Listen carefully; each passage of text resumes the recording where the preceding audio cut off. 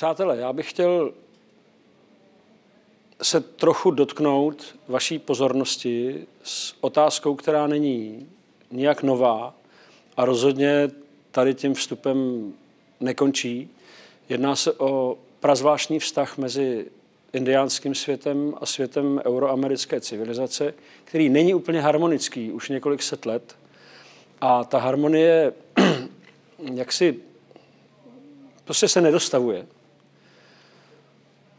Dokonce by se dalo říct, že disharmonie sílí a sílí až natolik, že v Ekvádoru, tak jako na mnoha jiných místech, těžaři už postupují téměř až do vesnic, ve kterých žijí indiáni a samozřejmě mají svoje strategie, kterými ty slabší povahy indiánské umí docela dobře skorumpovat.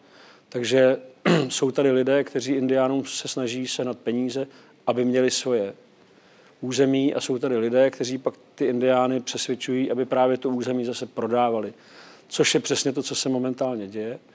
A já bych do toho vlastně nevstupoval, protože to nikdo z nás asi takhle snadno nezmění.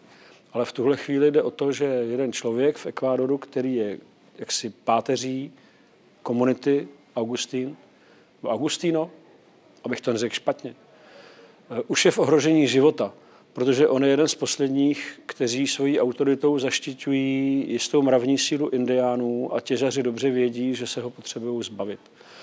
A zdá se mi, že pokud si někdo myslí, že by třeba pomoc jedné komunitě a jednomu člověku, aby ho třeba někdo hnedka jako nezamordoval, by třeba tím, že pošle pár peněz na to, aby se ty pozemky prostě odkoupily zpátky, tak já bych řekl, udělejte to. Jo. Pokud nad tím nějak váháte, tak to prostě udělejte, podpořte tu nadaci Život po staru. Nezměníte nic. Ta sračka je furt stejná.